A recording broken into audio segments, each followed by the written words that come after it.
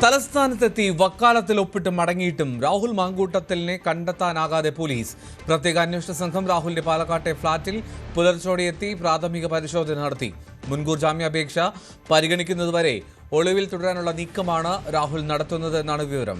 ഇരയ്ക്കെതിരായ cyber ആക്രമണത്തിൽ police നടപടി കടുപ്പിച്ചു. ഓരോ ജില്ലകളിലും കേസെടുക്കാനാണ് ADGP H. വെങ്കിടേഷിന്റെ നിർദ്ദേശം.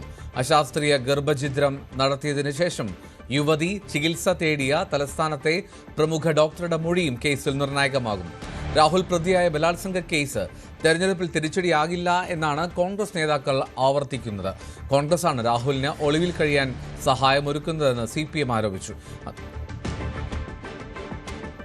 രാഹുൽ മാങ്കൂട്ടത്തിൻ്റെ മുൻകൂർ ജാമ്യാപേക്ഷ വരുന്ന ബുധനാഴ്ച തിരുവനന്തപുരം പ്രിൻസിപ്പൽ സെഷൻസ് കോടതി പരിഗണിക്കാനിരിക്കുന്ന പശ്ചാത്തലത്തിൽ അറസ്റ്റ് ഉൾപ്പെടെയുള്ള തിടുക്കത്തിലുള്ള നടപടികളിലേക്ക് പോകേണ്ടെന്ന നിലപാടിലായിരുന്നു അന്വേഷണ സംഘം. അതേസമയം അതിന് ചില ദിവസങ്ങൾ കൂടി കഴിയുമ്പോൾ കേരളം തദ്ദേശ തെരഞ്ഞെടുപ്പിന് ഒരുങ്ങുകയാണ്. അതായത് 9-ാം തീയതിയും 11-ാം തീയതിയുമായി തദ്ദേശ തെരഞ്ഞെടുപ്പിൻ്റെ വോട്ടെടുപ്പ് നടക്കുകയാണ്.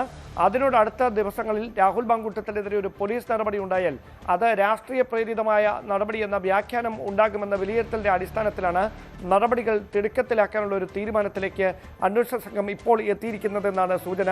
അതിൻ്റെ ഭാഗമായാണ് ഇന്ന് പുലർച്ചെ മുതൽ പ്രത്യേക അന്വേഷണ സംഘം രാഹുൽ മാങ്കൂട്ടത്തിൻ്റെ പാലക്കാടുള്ള ഫ്ളാറ്റിലടക്കം വിശദമായ പരിശോധന നടത്തിക്കൊണ്ടിരിക്കുന്നത്.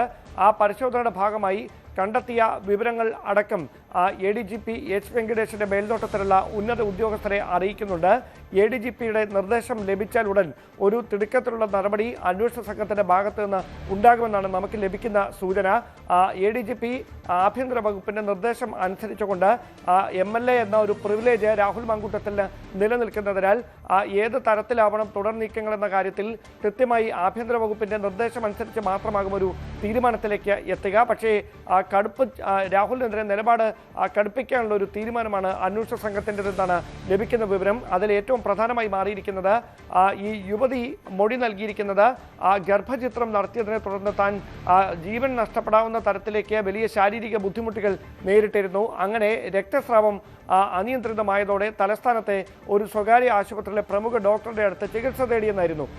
ഈ ഡോക്ടറുടെ മൊഴി നിർണായകമാകുമെന്ന കാര്യം ആദ്യം മുതൽ തന്നെ പുറത്തു വന്നതാണ്. അതിനിടയിലാണ് അന്വേഷണ ഉദ്യോഗസ്ഥർ ഈ ഡോക്ടറുമായി സംസാരിച്ച് അവരുടെ മൊഴിയെടുത്തിരിക്കുന്നത്. അതിൽ യുവതി മൊഴിയിൽ പറഞ്ഞിരിക്കുന്ന കാര്യങ്ങൾ ശരിവെക്കുന്ന തരത്തിൽ അവിടെ ചികിത്സ തേടിയെന്നും യുവതി നേരിട്ടിരുന്നത് ഗുരുതര ആരോഗ്യ പ്രശ്നങ്ങളാണെന്നും ഡോക്ടർമാർ മൊഴി നൽകിയതോടെയാണ് രാഹുലിനെതിരായ കുരുക്ക് മുറുകുന്ന തരത്തിലേക്ക് ഈ കാര്യങ്ങൾ എത്തിയിരിക്കുന്നത്. അതേസമയം രാഹുൽ മാങ്കൂട്ടത്തിൽ അഭിഭാഷകർ മുഖേന കോടതിയിൽ സമർപ്പിച്ചിരിക്കുന്ന തെളിവുകൾ അടക്കം അതിലെ വിശദാംശങ്ങൾ അടക്കം ചില സൂചനകൾ ലഭിച്ചതിനെ തുടർന്ന് അതുമായി ബന്ധപ്പെട്ട കാര്യങ്ങളും അന്വേഷണ സംഘം പരിശോധിക്കുന്നുണ്ട്. എന്തായാലും കോടതിയിൽ ശക്തമായ വാദപ്രതിവാദങ്ങൾക്ക് ഈ കേസ് വഴിവെക്കും എന്ന കാര്യം ഉറപ്പാണ്. എന്തായാലും മുൻകൂർ ജാമ്യാപേക്ഷയിൽ കോടതിയുടെ ഒരു തീരുമാനം വരുന്നതിന് മുമ്പ് തന്നെ കടുത്ത തീരുമാനത്തിലേക്ക് കടക്കാനുള്ള ഒരു വിലയിരുത്തലിലാണ് അന്വേഷണ സംഘം.